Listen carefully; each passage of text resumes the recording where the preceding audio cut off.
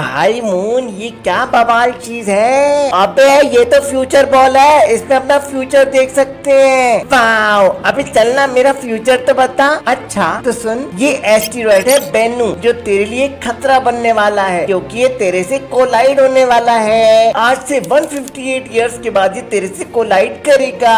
धरती का Sahara desert अगले 13,000 साल में एवरग्रीन फॉरेस्ट में कन्वर्ट हो जाएगा। ये धरती के एक्सियल प्रेसिशन की वजह से होता है। अगले 20,000 साल में धरती पे एक सुपर मैसिव वोल्केनिक इरप्शन होने वाला है, जिसकी शॉकवेव पूरी धरती को हिला देंगी। और नेक्स्ट 1 मिलियन ईयर्स में ग्लीस 710 नाम का एक स्टार सोलर सिस्टम को क्रॉस करेगा। ये सोलर सिस्टम के ओट क्लाउड से पास करेगा और सोलर सिस्टम में हलचल मचा देगा। अगले 225 मिलियन ईयर में सोलर सिस्टम मिल्की वे का एक चक्कर पूरा कर लेगा। पता है, इसको गैलेक्टिक ईयर बोलते हैं। मून तेरे से हर साल 2 इंच दूर जा रहा है और मिलियन ईयर्स के बाद मून धरती से दूर चला जाएगा। अरे भाई बहुत टेंशन हो रही है, कल एग्जाम में पता नहीं क्या होगा।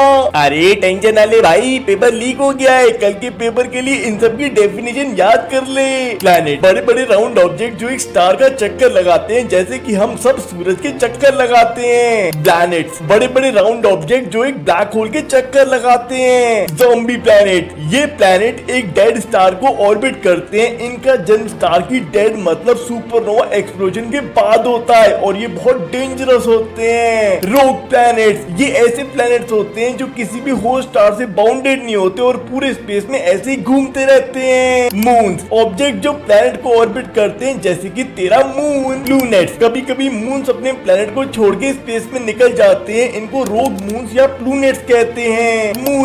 मून्स के मून को मून कहते हैं। अबे भाई, एक भी सवाल नहीं आया वो वाला तो। हमारे साथ धोखा हुआ है भाइयों, ये अर्थिनी को पटाना है, क्या करूं? अरे कुछ नहीं, थोड़ा स्टाइल मार। अरे भाई, वो आ रही है।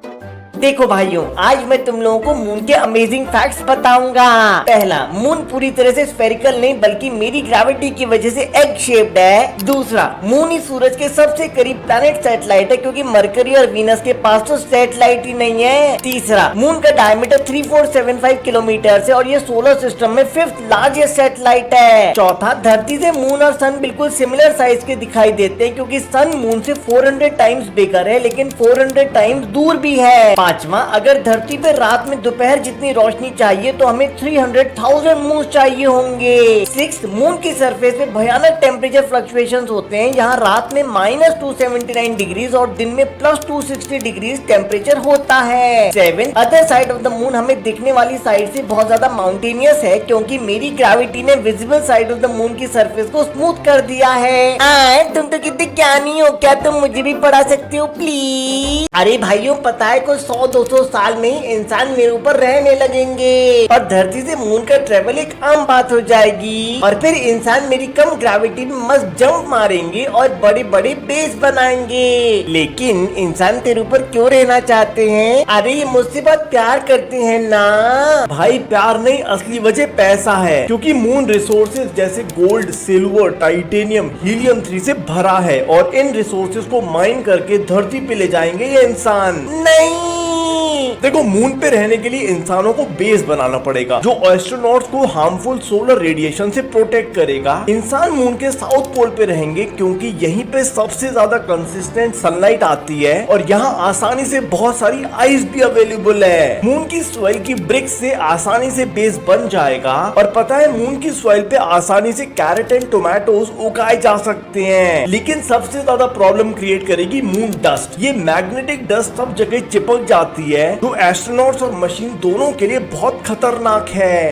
मार्स भाई, चल कुछ बढ़िया सा बता। हाँ, कुछ बिल्कुल नया, एकदम मस्त। क्या तुम लोगों ने कभी फायर आइसी प्लेनेट के बारे में सुना है? फायर और आइसी एक साथ? नहीं। तो सुनो, साइंटिस्ट ने ऐसा प्लेनेट खोज निकाला है जहाँ पर हमारी बेसिक नॉलेज फेल हो जाती है और ये अपने स्टार के इतना करीब है कि इसे अपने स्टार को ऑर्बिट करने में सिर्फ 2 दिन लगते हैं और इतना करीब होने की वजह से यहाँ का सरफेस टेम्परेचर 1000 डिग्रीज होता है। तो बताओ यहाँ की सरफेस कैसी होगी? सिंपल है, हॉट मैग्मा और लावा से भरी हुई। नहीं भाइयों, इसकी सरफेस वाटर आइस से कवर्ड है और इस आइस को साइंटिस्ट आइस एक्स कहते हैं। हैं। लेकिन ऐसे कैसे, यहाँ तो बर्फ 0 डिग्री पर पिघल जाती है। देखो, ये प्लेनेट नेपट्टून के साइज का है और इसकी ग्रेविटी इतनी ज्यादा स्ट्रॉन्ग है कि वाटर वेपर्स को कंप्रेस करके आइस में कन्वर्ट कर देती है। और पता है, ये आइस ठंडी नहीं बल्कि फायरी आइस है, जिसे छूने पे तुम सब जल सकते हो। अरे भाई बहुत टेंशन हो गई है। अरे क्या हो गया भाई, इतनी टेंशन को ले रहा है? भाई सुनने में आ रहा है कि साइंटिस्ट ने एक एक्सोप्लैनेट पे एलियन लाइफ डिटेक्ट कर ली है। ये बताना कौन सा है, अब मैं उस प्लेनेट का सैटेलाइट बन जाऊंगा।